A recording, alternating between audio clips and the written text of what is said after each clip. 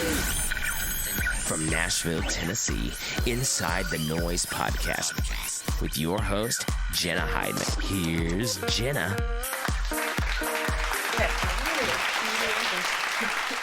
Okay.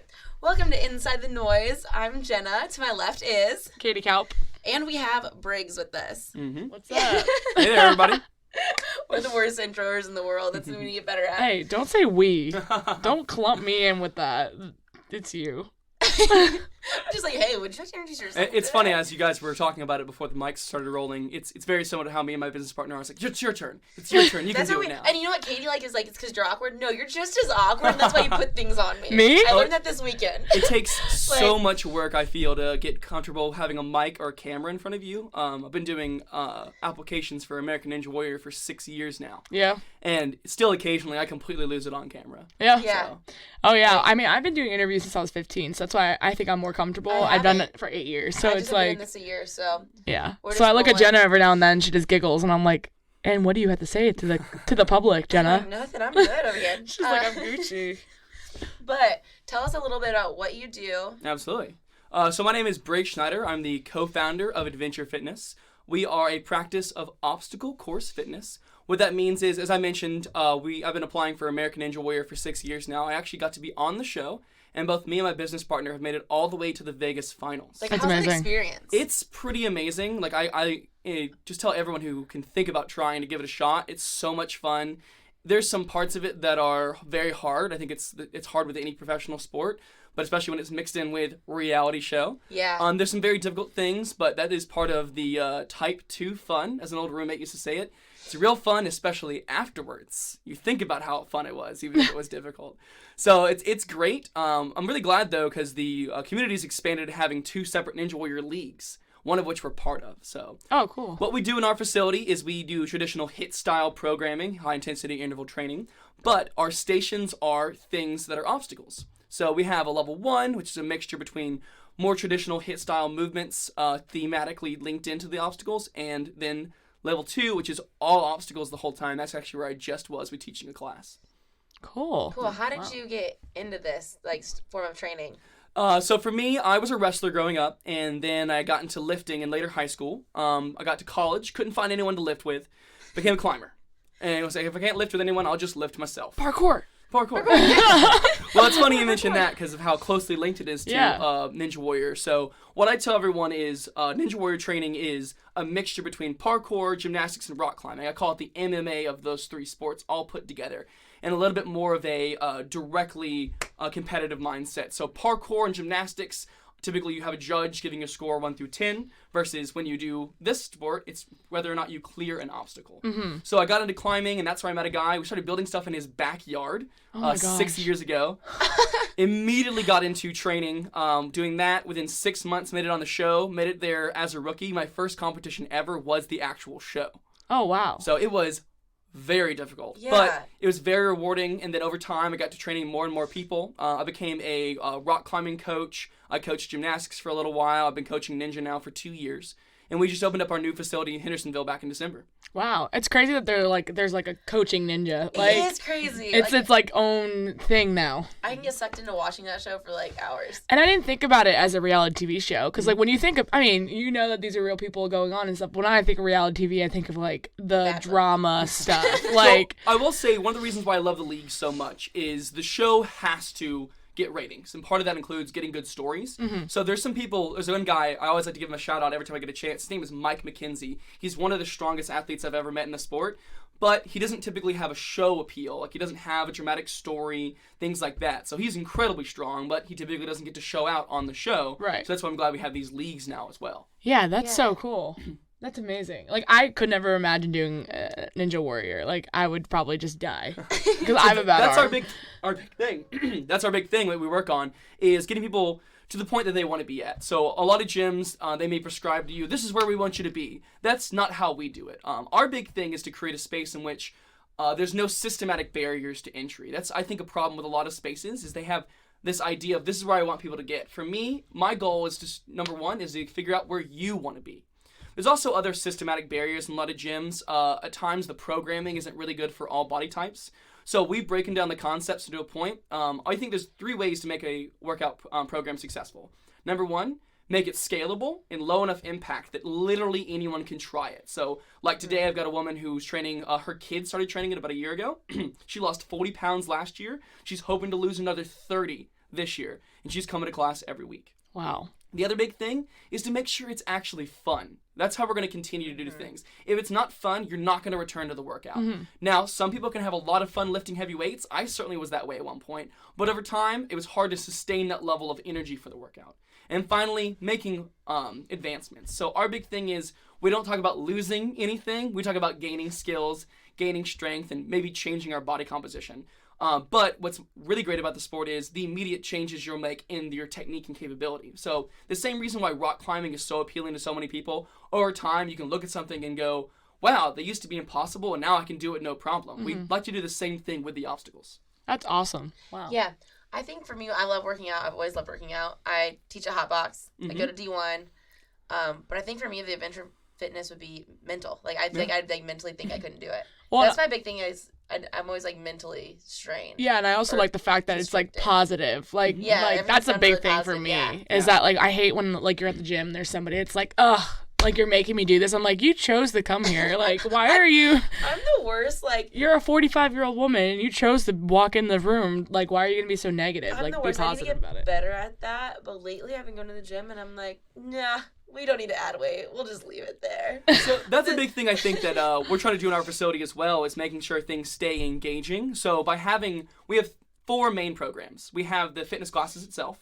We also have our open gyms. It's just playtime. But typically I walk around the facility and make sure we stay engaged, have fun. And you'll notice as you work with different clients, people will gravitate towards one type of challenge or another. Challenge people to step out of their comfort zone or to really have fun within what they have. With the kids, I started saying this, but I've realized adults need it too. There's 3 things you need to be good at what we do. You need to get stronger. Of course, we can recognize that. But a lot of times you're strong enough for the movement. We need to have technique. So we got to work on that. That's what the coaching is for. Got this cheesy thing. I put up, we're joking, our little gang sign, making an A with my hands. The bottom one is fear.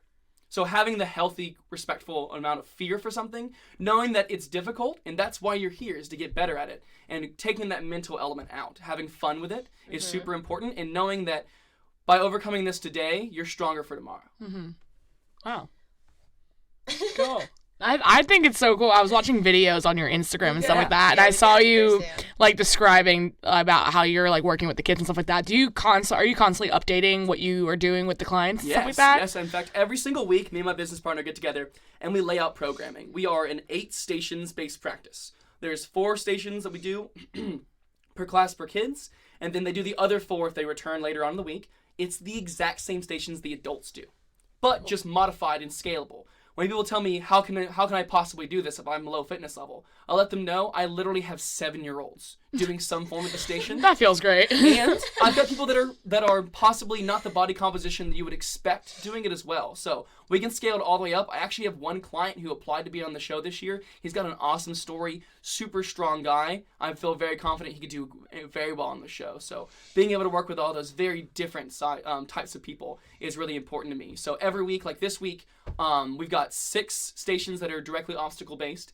We've got one that we use an obstacle as a prop. If you might have seen it, where you're holding onto the bench, like a workout bench, and you jump over side to side. We're doing the same thing, but we're using an obstacle as part of it. And then we have one of our programs is called Animal Movement. Oh. Concept that's out of LA that's really big right now. We hope to be the first ones in town really mastering it, where we literally move like animals. That is not a HIIT style class though. My least favorite thing is doing the bear crawl. Yeah. That's like my least favorite thing to do. Like, it's terrible because like you're bear crawling and first off it's like a weird movement. No, I don't like the frog jumps. And then like your butt's in the air too, and I'm always like, great, people can probably see through my workout pants right now.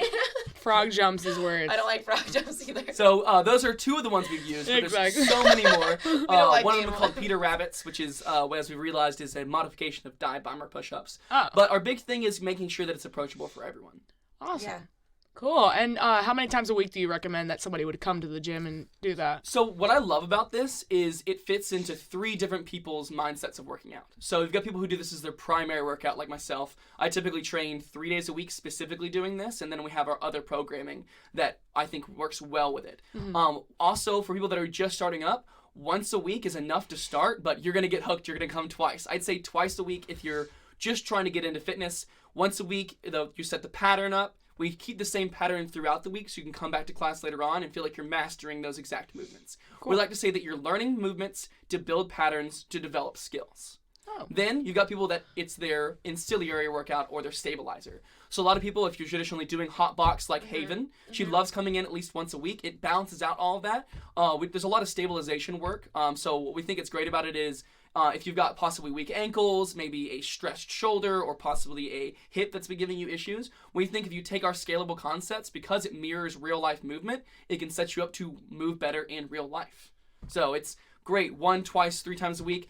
Though, one of my clients, a woman who had never really done fitness before doing this, she's a night nurse. She drives 45 minutes one way every time she comes. Gosh. She actually comes 3 to 4 days a week and does at least 1 2-a-day a week. Oh, wow. So it is literally open-ended. I'd say it's all like climbing. People, they start off, and if they love it, they come 2, 3, 4 days a week. So. Cool. Awesome. Yeah, and you look like you had something to say. That's why I stopped. No, I hate when you look at me like that because then I feel pressure. So you were talking about American Ninja Warrior. Like, what goes into applying to be on the show? Like, what did they expect you to have? Basically? So a big thing on the show is developing your story for TV. So one of the things you have to do is fill out a long questionnaire. Some of that is qualifying you to be a competitor. They want to ensure you don't have any medical issues that could come up on the course, any injuries that could drastically affect your performance. But if you've overcome them well enough, they do kind of like that too. They want to make sure you can swim. As you may have noticed, there's water on the show. Yep. There has been 1 or 2 guys who could not swim, and we've literally had to pull them out of the water. And from there, an audition video. So every single year, we produce 3 minutes pitching ourselves to the network, talking about our progress. It's also a lot of fun to go back and watch them. My first one is terrible. Don't go look on YouTube for it. Oh my gosh. It's really bad. I think I might have pulled it off of listing, but I think you can still find it. It's crazy how much of a difference we can do now with just on our cell phones compared to before. So typically there's about 600 people that get accepted every year. Last year we had, I've been hearing different numbers. I know it was at least 20,000 people apply. Oh my gosh. So you can imagine what you can get out of that. And no, it's a little bit like American Idol. They want a few of the people that don't necessarily do well to give scalability. That's the problem with this kind of thing is when people do it very well, you get this concept like, oh, well, if he can do it, well, that's just like any other professional sport. Yes, most of the time people can hit the baseball some point when they're up to bat, but that doesn't mean hitting a baseball is easy. Yeah. I can tell you that from going to the batting cages the other week with one of my clients who does batting training practice for some minor league teams. Hitting a baseball is hard. Okay, do you want to make some noise, stop that noise? Yeah. Yeah. Yeah? Yeah. Yeah? Yeah. Okay, you do it. Wait, are we like doing our good week, bad week? Yeah. Oh, okay. So each week we do a good week, bad week. Make some noise, stop that noise. My bad week is that I finally got the cold. I have been healthy all winter, and it's finally hit me. Sorry, that is my lifesaver. His lifesaver is... Yeah, that goes off. I'm quite a big nerd. I'm sure I'll end up talking about that at some point, too. That's my stop that noise. My make some noise is, last night I got to see Co Wetzel at the Basement East. He puts on a great show. It was interesting. Within 2 songs, there was 2 bras already thrown on stage, and I did stay till the end, so I don't know how it ended, but, like, it was interesting, like, the crowd reaction, and, like, I was sober watching. Like, I wasn't in the crowd. I was sitting... like to the on side. The side, yeah. So I was more just observing. So it was an interesting environment. But he puts on a great show. He's like Texas Southern rock. So it's cool. I'm really into Texas music, so that's why I make some noise. My make some noise is that Cotton, my dog, is finally 18 pounds. I just got him like 5 months ago. Woo-hoo. Actually, I got him in December, but he's 5 months old now. So that's make some noise, and stop that noise is, I don't know, because I never have any good ones. So what are yours? So I'll do stop that noise first. Okay. I've got one of those cars that it's easy to fix, but it breaks quite easily too. So just had to throw a new alternator on it this week. That's terrible. Never something you want to have done. Nope. And then also, like everyone else, I've been a little sick. But my make that noise is it's my birthday this weekend. So I'm very excited about it. I know this podcast won't get turned around quite enough in time for it, but yeah, it will. Yeah, it will. Be up there tomorrow. Oh, tomorrow. Today. Well, I'm gonna plug this thing. Oh, today. Open Today's Thursday. Gym on Saturday from 5 to 9 p.m. at Adventure Fitness Hendersonville is free. I saw that. For my birthday. So please come and hang out with me. It is my first birthday party in 7 years. Oh my gosh. Just haven't done one in a long time, so I'd love to see literally anyone there, old friends, new friends as well. So I'm really excited about that. So cool. It's exciting. Okay, we also do off-the-record confessions. We're going to do this before Katie has to go. And then I'm going to talk to you more about, like, business side. Absolutely. Business. So we confess something weird or embarrassing about ourselves each week on the podcast. Yeah. So do you have anything weird? Well, he just said that he has a lightsaber. Well, that was my lightsaber noise. That's not weird, though. I feel actually like that's what normal. I was going to lay into a little bit. So I'm a super open person. I'll probably talk about this next when we talk a little bit AcroYoga. But I believe communication is super important in our everyday life. Done a lot of reading, listened to podcasts, gone to discussion groups about communication. So I don't really have anything that I find weird, but I'm sure someone in the audience will find this weird. I've been playing Dungeons & Dragons for over 10 years now. Oh my gosh. 9 years of it with the same group. We've played I would say we typically play for about 2.5 hours every single week. I'd say we play more than 40 weeks out of the year. So if you do the math there, I'm not gonna. Somebody at home with a calculator can. That is a lot of hours of make-believe. It's really great. I do a lot of stuff throughout the week that's physically demanding. It's nice to just sit down for a couple hours. We don't sit there with Cheetos and Mountain Dew. It's not us. Like, often I cook us a meal or we might get takeout, but it's not, doesn't quite look like people normally think. I like our group a whole lot. We're a little more diverse than most. So I've been playing for a long time. I've been playing lots of different types of games. When I say D&D, I think of the genre. More specifically, for anyone who knows at home, tabletop games. Most recently, the story that we told was all about superheroes on Mars, and I'm actually psyched about it because I think it is in itself podcast worthy. There you go. Yeah, so huge D&D player. I think that if we allow ourselves to play every day, that's what's going to keep us going. So I physically play every day, and then once a week I play make-believe for 2.5 hours. There you go. Maybe I need to play more. I mean, my confession, I can kind of go off of that, as I used to play World of Warcraft, for 8 years. I played that with two of my brothers, and that's like our thing. And I was like super nerd when I was younger. Did you ever play any of the panda races? No. I used to do World of Warcraft, and then my brother would like teach me all like the other, I don't know, there was like 50 other video games that he would play. And nice. He'd be like, do you even like what is the new thing called? It's like, I have no idea. There's so many. Where are we at? We were like talking about Fortnite. That's the new one. It's always Fortnite. Do you play Fortnite? I do. I've played it one time. I'm actually terrible at video games. I like playing them, but I'm really bad at them. For anyone who knows what this is at home, I have something called dysgraphic dyslexia that actually affects my fine motor skills. Something that I've actually was given a Americans with Disabilities Act's accommodation for college that I waived. So I can't really play the video games very well, but I have tried it, and I get why it's addictive. Oh, yeah. I get why it's addictive. Oh, yeah, because you're, like, not... It's, like, your own little world that's not real, so you can do whatever you want. Like, it's great. What's yours? D&D. Okay, so I have two. First off, like, this is a workout confession. I never wear underwear under my workout pants. I don't know if that's weird. And that's why you have problems doing the bear crawls. That's why I have problems doing bear crawls. No, I met some other girl who doesn't either, and we were, like, totally friends because of it. But my second one is I'm also sick right now, and I do this really gross thing where I bring like a snot rag in my car. Ew. So currently, if you get in my car, I got a nice snot rag. Wait, I sat in your car the other day. No, I just got it this morning. I just got it. Like, we're good. I'll throw it away after I use it as a snot rag. Like, I won't take it back in the house and use it as like a hand towel This anymore. is where we needed to be a YouTube video so you can see everyone's face. Wait, this is an actual rag that you use? Yes, I use on I thought it was like a napkin. Like, if I would have been sick this weekend when we went on a road trip, I would have brought a snot rag. No, I would have kicked you out of my car. I would have kept it in the car all weekend. I would have used it all weekend. I probably would have taken it to bed with me and used it. What is it, your blankie? It's my snot rag. Yeah. It's like a hanky. On that note, my confession is I have to leave. Right. But you guys have Get fun. out of here. We'll hang out for a few more minutes. Yeah. But yeah, that's my confession is I have a snot rag right now, and I don't care if anyone judges me. Okay, let's talk a little more about like you launching this in Nashville and like starting the business. What were some of the challenges? Or like, why would you pick your location? So I would say our biggest challenge is the fact that we're coming from different industries. So my background, I started off flipping burgers at the Poolwood Country Club, worked my way up cooking a lot, actually ended up as the head chef at a small Italian restaurant. Okay. Jumped out of that, got into sales, got fired from that job, which is literally an entire podcast long story. Oh my gosh. Got to stand up for your values, even if it means you leave a job. Moved on, went into serving, bartending, and then finally restaurant management. Around the tail end of that, I was both managing restaurants and coaching.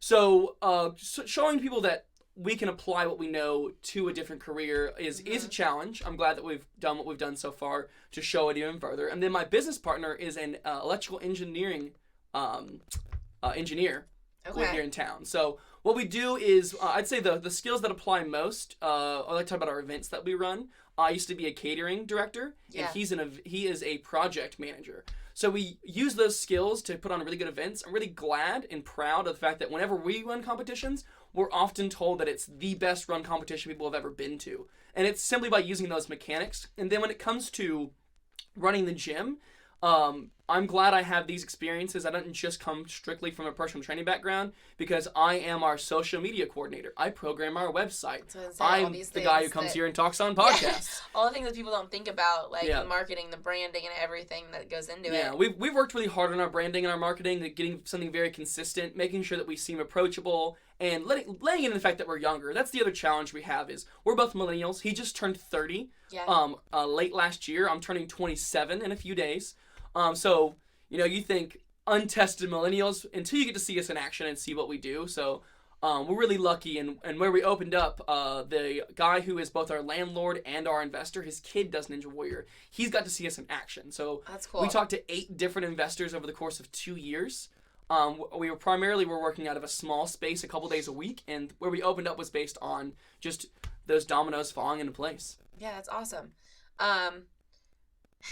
What's your morning ritual? Oh, okay. I always think successful people have like a specific way they start their days and their mornings. I'm always really interested in the morning rituals. So for me, my morning ritual is a little bit different right now. I teach a 6 a.m. and a 7 a.m. fitness class. Whew. Then I have some time to myself, as well as a little bit of social media time. So typically I head back to the house for a few minutes. I cook myself breakfast. I try to cook as many meals of the day per week as possible. A lot of times I have like my go-to breakfast meal, which I've prepared the elements of. Good old meal prep, everyone talks about it. I spend some time on the computer while also cooking my breakfast. Then I head back to the gym. I have a 10 a.m. and an 11 a.m. Then I have 3 hours that I keep on trucking and try to get stuff done. So it's really just get going, get it gone. So morning ritual for me is starting the day in my gym, preparing my space, and so I try to make sure that my space is a positive one for myself. Even if not every client understands and feels it's a positive space from the very beginning, I do feel like in the long term they do. I got to keep it a positive space for myself. So trying to put away those negative thoughts, at least when I walk into the space as I walk through that threshold. So, are you the only coach right now? I am. I coach all but 5 hours a week at my gym. We're open quite a bit more than that. I have a co-teacher for our AcroYoga class, but for the most part, if the gym doors are open, I'm there. So you're the face, you're the person that's doing it all. Yep, I get there, like I said, 6 a.m. most days. We close at 9 p.m. So as soon as we're done today, I'm going back for 4 hours of open gym from 3 to 7, and then I'm teaching an AcroYoga class and then facilitating an AcroYoga jam. So and what is AcroYoga? I've never done that. I've never been to experience. I don't do yoga. This is what I'm really excited about. Hopefully you're still listening because you're interested in the concept, but here's another little bump for you. AcroYoga, also known as partner acrobatics, is a practice in which a base and a flyer work together to make beautiful shapes. It's also known as that Instagram thing. You've seen it. You've probably seen the couple fail videos, things like that. So the idea behind it is that a base, normally but not always a male, and the flyer, not normally but not always a female, work together. It's very cooperative. What I love about it is Ninja Warrior is mostly pulling and explosive force, while this builds stabilizing force muscles as well as pushing. So for me, it's my stabilizer workout for the week. It's also just cooperative in a way that is amazing. It does involve a closeness, I would say. Dancing is a certain level of closeness. I'd say acro is that next level up. And what's great about it is I talked about barriers to get into gyms. And I think a huge barrier for women in fitness can be feeling safe in a space. So I love our AcroYoga because it allows us to set a certain expectation. So one of the things that we do in AcroYoga often is we have a consent talk. We talk about what's important, because times when we're spotting or basing or flying, our hands may stray out of the intended zone and may brush or reach towards something that is not appropriate for that space. But, if we're making sure we're staying safe, just like a coach might spot you on a lift, might put their hand somewhere very temporarily, it's knowing where that is. I was actually really excited because I went into another space for AcroYoga last week, and the guy who was running it actually called on me to give my consent talk. Oh, that's cool. So for us, what I consider consent is to be in 3 parts. We all should know that no means no. I think that's something that's very commonplace, and we know that in our culture. But I actually think there's 2 more aspects to it. I think that affirmative consent, literally anything but yes means no. Anything but an emphatic yes means no. Maybe, I'm not sure, we could try it in acro is not really good enough. We need to be really excited for it. And then also ongoing consent. Making sure you check in with a person week to week. You know, when it comes to acro, it might be the fact that someone has a stressed back and a certain pose is no longer accessible to them, or they're just not feeling it. And what we love about that is it sets a tone for the space, and we think it's a skill that people can take outside of AcroYoga. Yeah, that's awesome. I don't know if I'd feel confident going and trying an AcroYoga class. Like, what advice do you have people for like me that are like, So what I'd say is there's 2 main barriers, I think, to people when they think about AcroYoga. One is they don't feel comfortable unless they're coming with a partner. Yeah. But what we love with this is communication skills are something we should build with all types of people. And so it's an opportunity to grow and know that we start you off in a scaled level that's accessible to all people. What I'm really excited about what we're doing up here in Hendersonville is we actually have a space where the majority of the people that are doing acro, this has become their main form of fitness. And previous to when we started 4 weeks ago, many of them did not have a consistent fitness practice. Oh, that's awesome. So they found something they loved and they enjoy doing and that they feel very comfortable doing. Yeah, very comfortable doing. People think of it as an extreme thing. That's the other barrier. They think Cirque du Soleil.